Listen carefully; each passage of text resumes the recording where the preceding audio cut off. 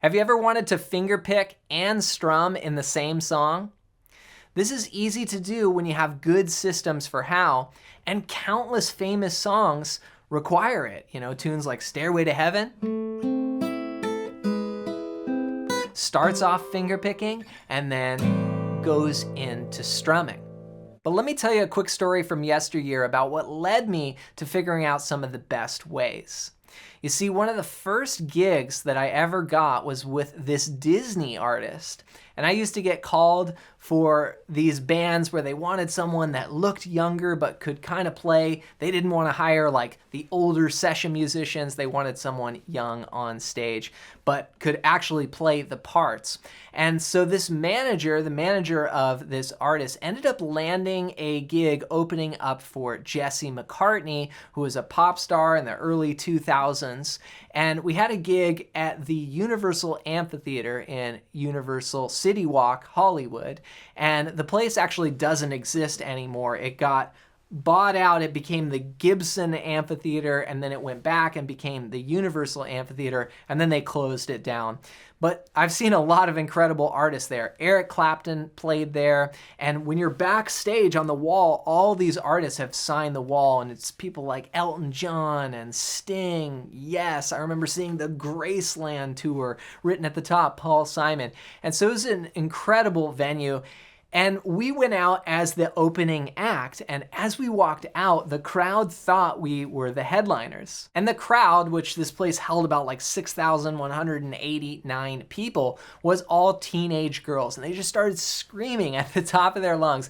And this is what it must have been like to be in the Beatles. You know, you hear those stories of the Beatles coming out and they couldn't even hear themselves playing because the screams were so loud. It literally like hurt my ears so bad. And so we go out and primarily we played, you know, pop rock songs. It was this girl's original music. But there was one song where the band went away, we walked out, they brought out these stools, and I had to sit there and I had to finger pick, and then I had to go into strumming. And it was just me and the singer. I was completely exposed because there wasn't like a band. Like if I mess up, you're just hearing my guitar coming through the PA.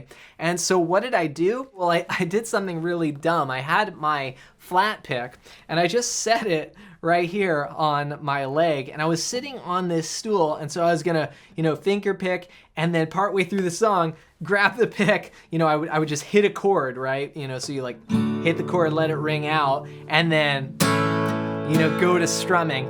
And this was a risky move. Not only was I nervous, but I was up on this stool, and all I had to do was kind of lean a little bit, or my leg, I remember my leg was like kind of shaking. And then if the pick falls off, what am I gonna do? You know, if it falls off, am I gonna just keep finger picking through the song and kind of just keep the momentum mellow? Or am I gonna try and grab the pick, and which Lord knows when you drop a pick, they seem to just bounce into an alternate universe never to be seen again. So this was very risky, but what I did is I was finger picking and then I grabbed the pick, boom, I nailed it and I didn't mess up. But right when I got off stage, I remember just thinking, wow, I don't want to do that again. And a lot of players get stuck with this. You know, they like put the pick in their mouth, they do all kinds of things.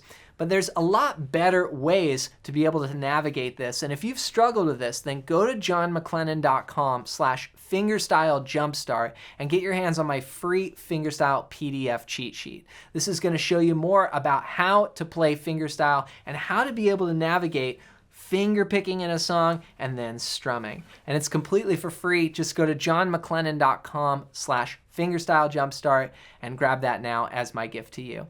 That way you don't have to end up like me. Again, this was one time where I was able to pull it off, but it could have been just as bad. Could have dropped the pick and then been on the brink of failure in front of 6,189 people. So don't make that mistake. Hope you enjoyed this video. As always, thanks for watching. And if you did like this one, you might enjoy this one next.